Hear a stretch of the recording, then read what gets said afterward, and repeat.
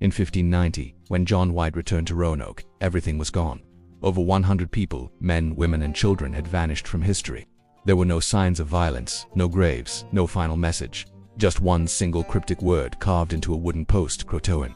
Where did they all go? This haunting question has echoed through American history for over 400 years. Today, we're not just retelling a ghost story, we're following the clues to uncover the real fate of the lost colony. The 1587 Roanoke settlement was England's second, more ambitious attempt to establish a permanent foothold in the New World.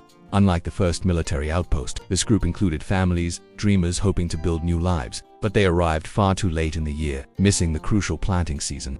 Their food supplies dwindled, and relations with some of the local tribes, already strained by the previous expedition, quickly soured. Faced with a desperate situation, the colony's governor, John White, sailed back to England for essential supplies and reinforcements, expecting a swift return. But fate intervened.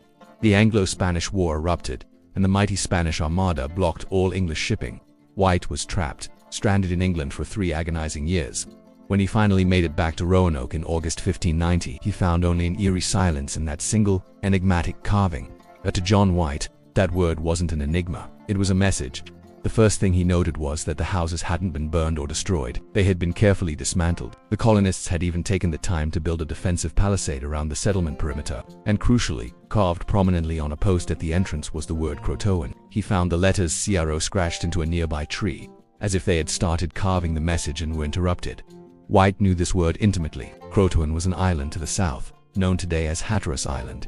It was the home of the Croatoan people, led by his ally Manteo. These were not enemies, they were friends of the English. In his own journal, White wrote that seeing the message left him greatly joyed. Why? Because before he left, he and the colonists had agreed on a clear plan. If they had to leave Roanoke, they would carve the name of their destination. And if they were in distress or forced to flee, they were to carve a Maltese cross above the name. He scoured the site. There was no cross. This wasn't a signal of distress. It was a clear sign the colonists had moved voluntarily to live with their allies. White's immediate plan was to sail south to Croatoan and reunite with his family and the other settlers. But just as hope was within reach, a brutal storm descended. The fleet's anchors were lost, and the ships were severely damaged, forcing the search party to abandon their mission and make the painful return journey to England. The colonists were left to their fate, and the search for them was never resumed. For the next 4 centuries, the story of Roanoke morphed from a tragedy of circumstance into America's most famous ghost story. The colonists became phantoms who vanished into thin air.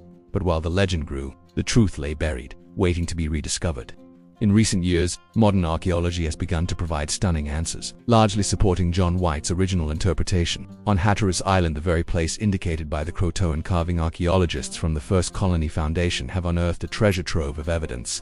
They've found English pottery shards, a lead seal, parts of a musket, and even the handle of a gentleman's sword, all mixed in with Native American artifacts and village sites dating to the exact time period. This suggests a small group of colonists did in fact make their way to the island and began living alongside the Croatoan people.